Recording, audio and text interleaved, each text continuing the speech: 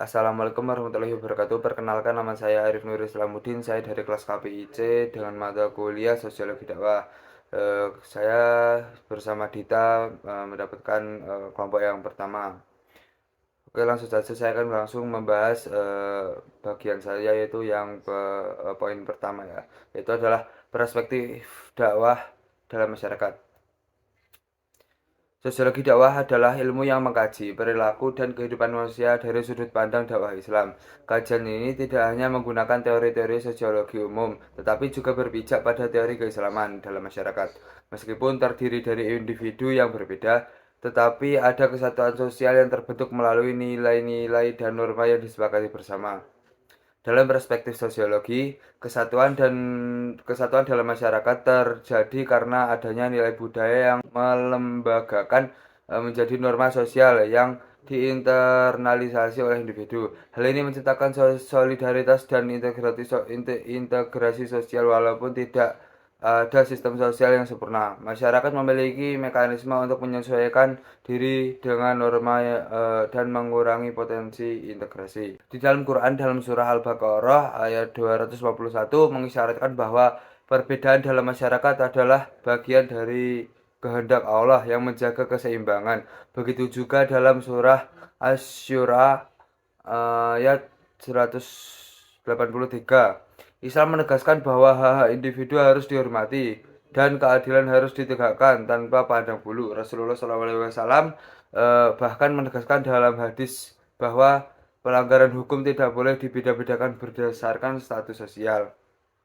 Selain itu, Islam juga mengajarkan konsep bertanggung jawab sosial, ta takaful itijmai, yaitu kepedulian individu terhadap masyarakat. Konsep ini meliputi solidaritas, kepedulian, dan pengorbanan demi kesejahteraan bersama. Contoh nyata dari tanggung jawab sosial ini adalah bagaimana kaum Ansor di Madinah membantu kaum Muhajirin saat hijrah. Hal ini ditegaskan di dalam surat Al-Hasyr ayat 59 dan surah Al-Imran ayat 3 yang menekankan pentingnya mengutamakan kepentingan sosial di atas kepentingan pribadi. Dalam sosiologi dakwah, kualitas tanggung jawab sosial individu dapat diukur melalui 3 hal, yaitu 1.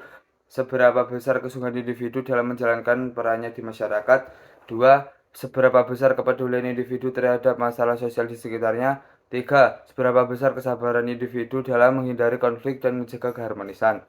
Individu yang gemar menebar kebencian, menyebarkan isu, dan memicu perpecahan dianggap tidak memiliki tanggung jawab sosial yang rendah karena merusak tatanan yang ada. B.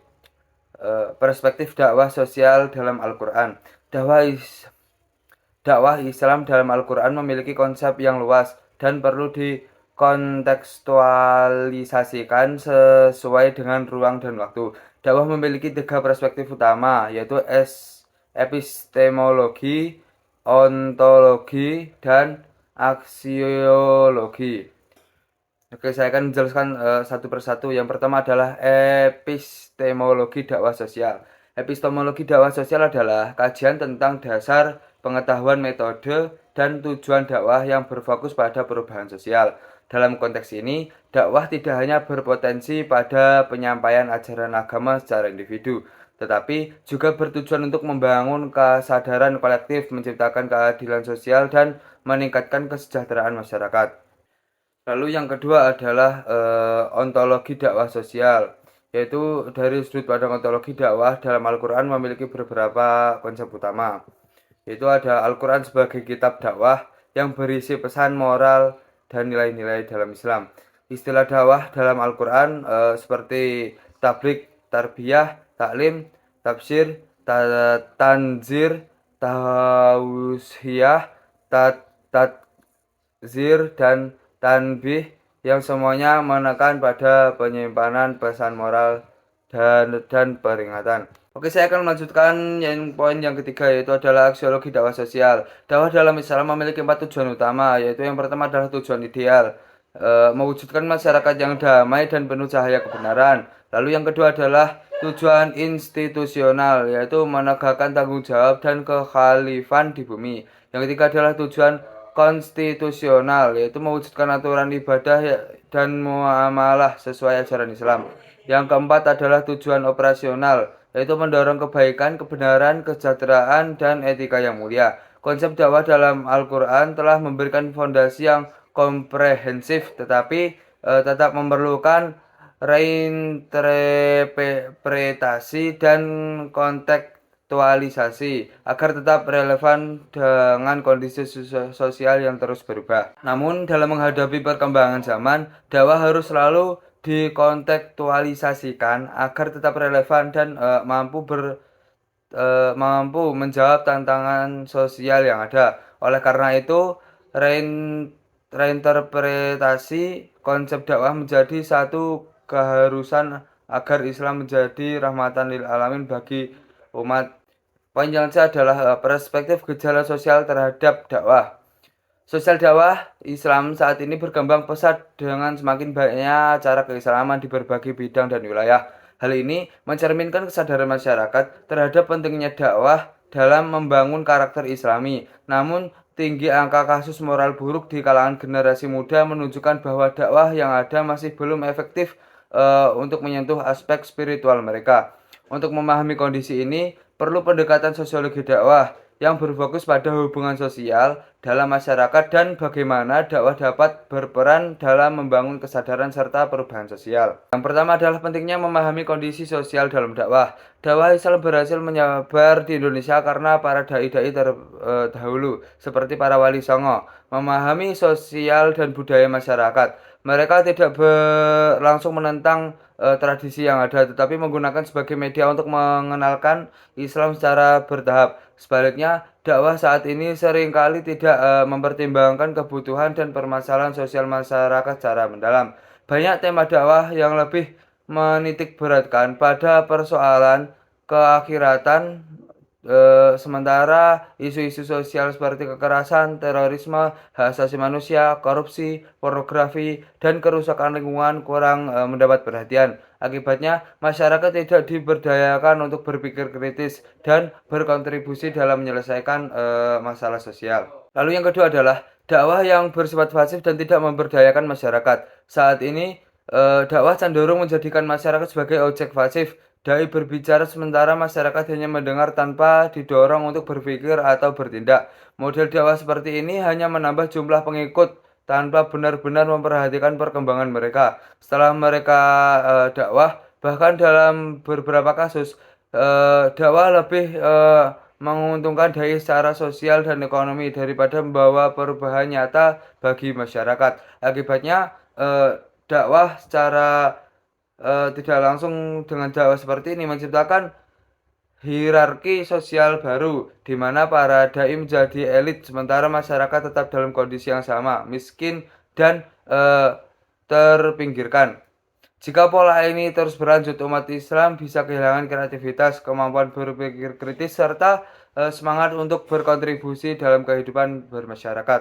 Lalu yang ketiga adalah perlunya dakwah yang mencerahkan dan membangkitkan kesadaran.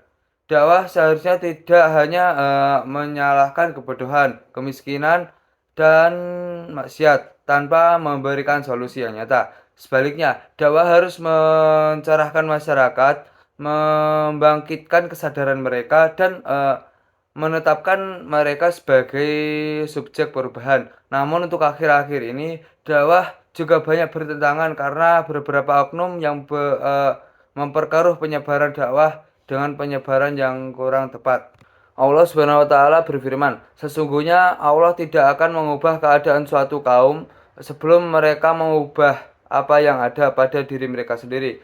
Quran surat Ar-Ra'd ayat 11. Oleh karena itu, forum-forum dakwah harus menjadi wadah dialog di mana masyarakat diberi kesempatan untuk menyatakan pandangan, merancangkan serta mengevaluasi perubahan sosial yang mereka inginkan. Dakwah bukan bertujuan untuk mengubah masyarakat secara langsung, melainkan menciptakan peluang agar masyarakat dapat mengubah dirinya sendiri. Kesimpulannya adalah dakwah yang ideal adalah yang mampu memahami kondisi sosial masyarakat, memberdayakan mereka secara berpikir kritis, serta membangun kesadaran bahwa perubahan harus dimulai dari diri sendiri. Dakwah tidak boleh hanya menjadi ajang meningkatkan status dai, melainkan harus menjadi sarana yang mendorong masyarakat untuk berkembang mandiri dan mengelola kehidupannya secara lebih baik. Untuk poin selanjutnya akan dijelaskan oleh teman saya yaitu Dita. Baik, melanjutkan presentasi dari Mas Arif, kita akan membahas poin D yaitu tradisi masyarakat terhadap dakwah sosial. Kalau kita berbicara tentang tradisi pasti nggak asing lagi ya. Tradisi itu apa sih teman-teman? Yaps, bener banget. Tradisi itu adalah kebiasaan yang sudah disepakati dan dilakukan secara berulang-ulang oleh suatu kelompok masyarakat ya. Jadi nggak semua, cuma beberapa aja gitu. Nah, kemudian tradisi ini berasal dari kata turots. Itu juga berasal dari bahasa Arab. Warosa yang artinya itu apa? Segala peninggalan dari orang tua berupa harta kekayaan, jabatan atau warisan gitu ya. Tapi di sini beda konteksnya. Kalau di sini itu konteksnya tuh berupa sastra. Terus setelah itu norma-norma yang masih dipegang teguh oleh suatu kelompok masyarakat. Dan tradisi itu harus dipertahankan karena kenapa? Menjadi ciri khas suatu kelompok masyarakat gitu. Kemudian kita akan membahas tradisi sebagai budaya. Nah, maksudnya seperti apa? Tradisi sebagai budaya ini adalah berupa atau mungkin berawal ya, awal mulanya berawal dari gagasan, dari keyakinan dan juga norma-norma yang masih dipegang teguh oleh suatu masyarakat. Misalnya itu apa? Budaya sekaten di Yogyakarta. Nah, sekaten itu apa teman-teman? Sekaten itu adalah budaya memperingati kelahiran Maulid Nabi Muhammad SAW. Tapi di sini beda. Kalau di sini namanya grebek suro. Nah, kemudian tradisi sebagai adat istiadat. Nah, maksudnya seperti apa? Tradisi sebagai adat istiadat ini maksudnya adalah bagaimana cara pandang kita terhadap suatu budaya atau mungkin tradisi di suatu daerah, teman-teman. Jadi tergantung bagaimana cara kita memandang. Bisa aja itu negatif, bisa aja positif, ya kan? Tergantung bagaimana cara kita memandang. Nah, kemudian sehingga apa? Nggak jarang seringkali kita mendengar adanya konflik antara satu daerah sama satu daerah lainnya, satu daerah sama daerah lainnya gitu maksudnya. Nah, kayak gitu. Misalnya aja apa? Nih yang lagi jadi perbincangan ya, uang panai di daerah Bugis itu masih menjadi perdebatan ya sampai detik ini. Ada yang setuju, ada juga yang enggak gitu. Nah, terus teman-teman, dari kebiasaan ini bisa sangat berpotensi untuk melahirkan apa? Melahirkan budaya yang baru dalam masyarakat. Jadi kita harus selalu melakukan pembaharuan ya teman-teman. Nah, kemudian tradisi sendiri itu sebenarnya juga salah satu tatanan ya, tatanan dalam sosial yang berisi apa? Aturan yang harus kita lakukan, harus kita patuhi, dan tujuannya tuh untuk kebaikan diri kita sendiri teman-teman. Oke, di poin selanjutnya kita akan membahas tentang perspektif agama sebagai sistem sosial. Nah, maksudnya bagaimana? Maksudnya itu bagaimana cara kita mempelajari agama sebagai sistem budaya dan juga dapat dipelajari menggunakan metode apa? Metode fenomenologi. Maksudnya bagaimana tuh? Menjelaskan bagaimana cara kita melihat dan juga mengamati semua fenomena sosial agama yang sedang terjadi dalam lingkungan sekitar kita. Nah, hal ini menggunakan 3 pendekatan ya teman-teman. Ini menggunakan model pendekatan yang pertama tuh pendekatan sosiologis antropologi. Maksudnya tuh bagaimana? Fokus mengembangkan teori keagamaan saja. Terus yang kedua itu ada pendekatan fungsional, struktural, dan juga simbolik. Dan yang ketiga menggunakan fenomena agama. Nah, agama sebagai ideologi ini maksudnya bagaimana? Bersumber dari kepercayaan dan juga pengetahuan yang melahirkan norma serta nilai ajaran agama yang pastinya diterapkan dalam lingkungan masyarakat ya. Kemudian sistem ideologi yang bersifat pengetahuan. Ini menuntut adanya praktek secara nyata, baik individu, keluarga, kelompok, bangsa, dan juga negara. Agama sebagai sistem budaya ini menggunakan konsep antropologi. Nah, apa lagi itu ya? Nah, dan tokoh yang paling terkenal itu adalah Clifford Geertz yang menjelaskan pengalaman agama dianggap sebagai variasi menuju jalan hidup manusia sesuai pengetahuan, kepercayaan, dan juga norma yang dianut. Teori konsensus juga ada teman-teman. Teori konsensus ini menekankan nilai sosiologi sebagai perantara untuk memecahkan masalah sosial sehingga nilai moral ini menjadi syarat terwujudnya solidaritas untuk menciptakan persatuan. Oke, yang selanjutnya kita membahas bab tentang hubungan dakwah dan juga masyarakat. Untuk memahami dan juga bisa menjelaskan hubungan antara fenomena dakwah dan masyarakat, kita perlu mempelajari 3 teori teman-teman. Ada apa saja? Yang pertama ada teori perspektif fungsionalisme. Adalah teori sosiologi yang menitik beratkan pada paradigma fakta sosial dan tokoh yang paling terkenal bernama Emil Durkheim. Pasti nggak asing ya?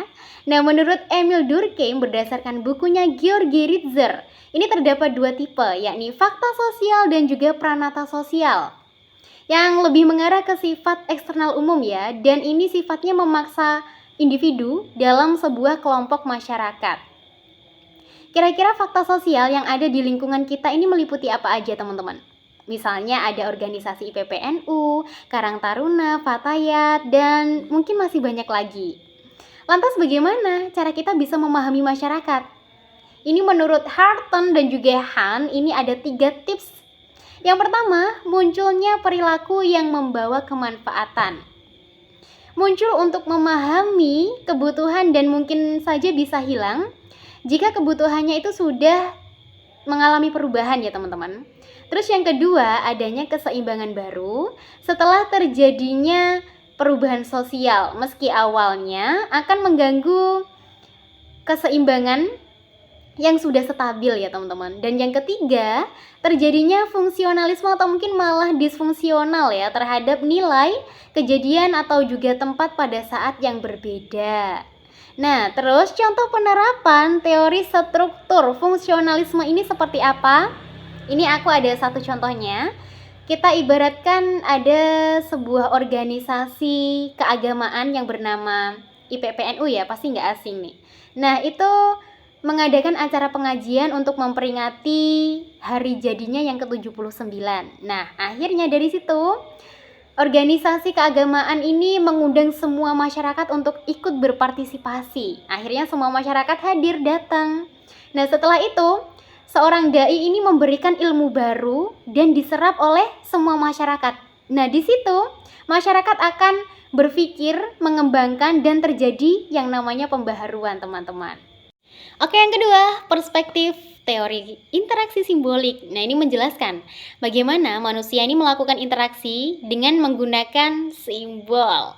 Dan tokoh yang paling terkenal ini bernama Max Weber ya dalam pengembangan teori ini. Jadi kesimpulannya, teori interaksi simbolik itu menjelaskan bagaimana kehidupan masyarakat itu bisa terbentuk melalui proses yang namanya interaksi dan juga komunikasi antara individu dengan individu, individu dengan kelompok atau mungkin kelompok dengan kelompok dengan menggunakan simbol yang bisa dipahami maknanya. Melalui apa prosesnya? Melalui proses belajar.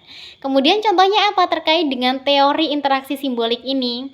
Misalnya aja Gusikdam itu lagi memberikan pesan dakwah. Kemudian hal tersebut akan mempengaruhi bagaimana sikap dan juga tindakan dari mad'u atau mungkin masyarakat dalam menyikapi peristiwa atau fenomena yang sedang terjadi. Oke, yang terakhir yang ketiga, perspektif teori pertukaran. Teori pertukaran ini masih satu lingkup di bawah paradigma perilaku sosial ya teman-teman. Ada 3 asumsi yang mendasari teori ini. Yang pertama, tidak mencari untung maksimal, tetapi tetap mendapatkan keuntungan dari interaksi yang sudah dilakukan gitu. Misalnya apa? Misalnya, Ustadz Sudarji tidak mau dibayar ketika sudah selesai melakukan dakwah, menyampaikan pesan dakwah. Tetapi beliau mendapatkan keuntungan lain berupa apa? Berupa menjadi terkenal misalnya. Terus setelah itu juga citranya menjadi baik begitu teman-teman. Terus yang kedua, cenderung berpikir rugi ketika berinteraksi. Nah, oleh karena itu, dengan berbekal pengetahuan yang terbatas ini, seseorang itu bisa memperkirakan apakah nanti aku mendapat untung atau mungkin sebaliknya mendapat rugi. Dan yang ketiga, selalu berkompetisi di tengah keterbatasan yang dimiliki untuk apa? tujuannya juga untuk mendapatkan keuntungan. Dan yang keempat, mungkin hasil yang bisa didapatkan itu berupa materi atau mungkin juga bisa non materi ya teman-teman. Seperti contoh yang aku kasih di nomor 1 gitu ya. Kalau non materi misalnya citra atau mungkin nama yang baik gitu teman-teman. Mungkin itu tadi penjelasan yang bisa saya dan juga Arif sampaikan. Apabila ada kurang lebihnya, kami mohon maaf yang sebesar-besarnya ya teman-teman. Ikan hiu terbang melayang, kalau masih ada yang ragu, boleh ditanyakan kawan. Oke, bye. Assalamualaikum warahmatullahi wabarakatuh.